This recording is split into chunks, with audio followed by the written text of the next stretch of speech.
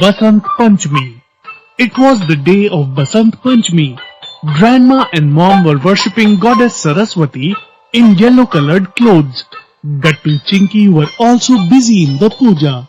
Gattu, Chinky, Goddess Saraswati is the god of education. If you will worship her and study well, then you will become a scholar. Grandma, you have story for every festival. Then there must be a story of Basant Panchami too. Yes, I have.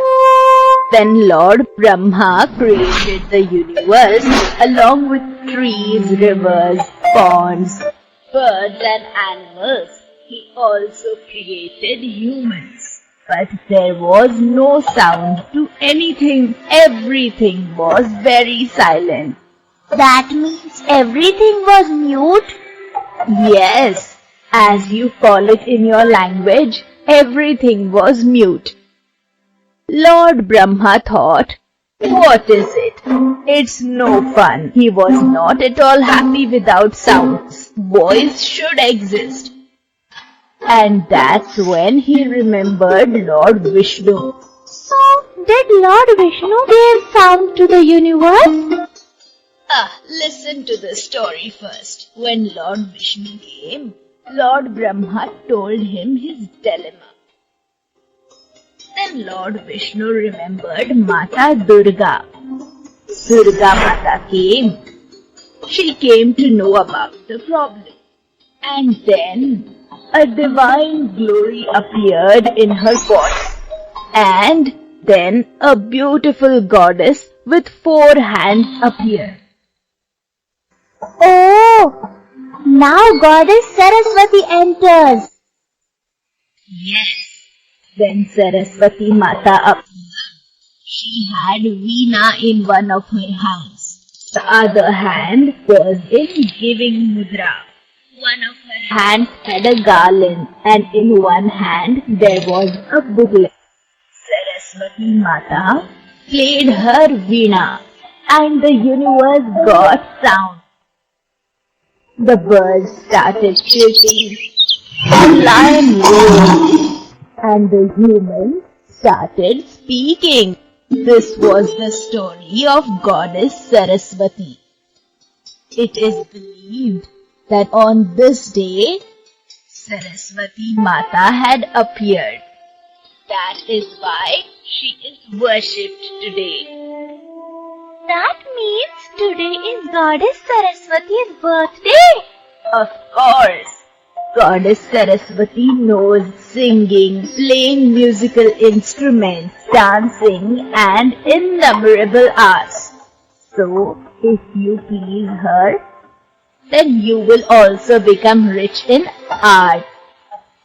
As soon as Grandma finished talking, Mom said to Gattu Chinky, Gattu, Chinky, bring your books and notebooks too. We will worship them today. Gattu Chinky brought books and notebooks from their room. Here, you have brought your weapons. These aren't weapons. These are books. Dear, the things on which we rely the most is obviously considered as our weapon. Just as the soldiers depend on their guns, similarly, the students depend on their books.